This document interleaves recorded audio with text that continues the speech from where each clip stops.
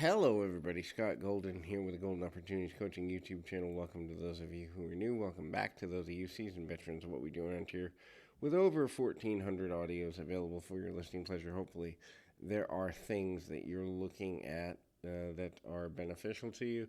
If you're dealing with sadness or emotions that you don't know how to handle, would love to be of benefit to you as a life, business, and relationship coach and continue to add the quality of your life. Sadness versus depression, what are the signs and differences between the two? Sadness is all about being able to find joy in simple things even when you're sad.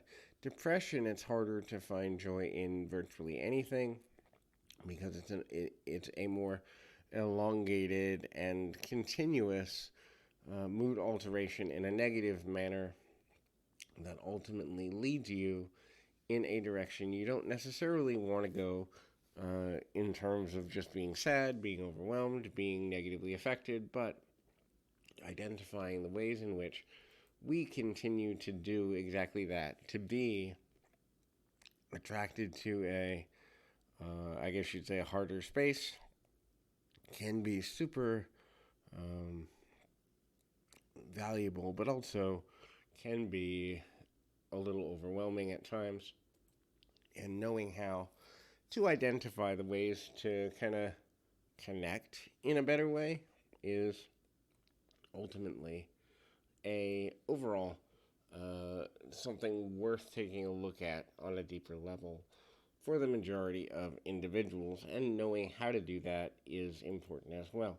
Another thing that sadness will do is kind of make you feel like you are going through something that is temporary, but you're overwhelmed by it. But the feeling that you can recover is something that is within your beliefs. So the understanding that things are temporary, whereas elongated depression feels more long term, and the struggle feels like it's never ending or a difficult thing to bear, and ultimately not something that you want to deal with, or not something that you necessarily are looking at in the way of feeling like it can come to a quick or decisive close. You're almost always going to feel, when dealing with depression, that there is no end in sight. Where sadness, you know that you'll kick out of it eventually. Maybe it'll take a few days at most. But the belief that you're going to kick out and be back to some semblance of normalcy is something you believe in. The next thing there is willingness to talk to those who matter to you is still there.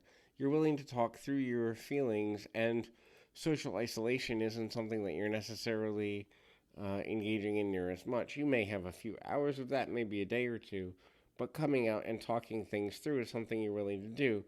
With elongated depression, you generally are more likely to have struggles with feelings of, and again, it's a matter of taking personal responsibility. Sadness allows us to take personal responsibility, whereas oftentimes depression is coupled with the search for someone else to blame, and the time that you're looking at is more manageable, at least to some degree.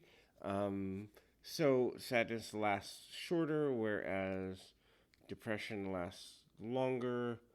Uh, ultimately making a good level there, and you know, making things in a good way can be somewhat overwhelming when the time is, you know, up and off and somewhat difficult. Release of emotion is another factor that's important as we go forward. What I mean by release of emotion is ultimately you are looking at kind of an outlet for how you feel, not as a negative, but as a ultimate, reality of actual release that is short term. It's there, but it's also something to consider in a manner that isn't necessarily so overwhelming or negative. It's just something to look at from a better way of being, and you see the release as okay, I can get back to my daily life now in a good way. And ultimately, that is where your focus gets back to as quickly as possible. So hopefully, this is helpful. I encourage you keep your feet on the ground, your mind in the moment. Till next time, everybody.